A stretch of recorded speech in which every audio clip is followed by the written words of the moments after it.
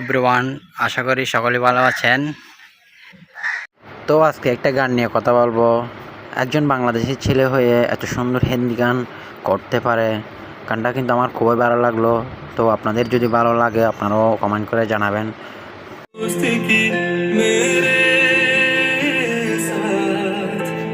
छीनी मुझसे सब सिवाय तेरी चाहत, और कितना समझाऊं इस दर्द को।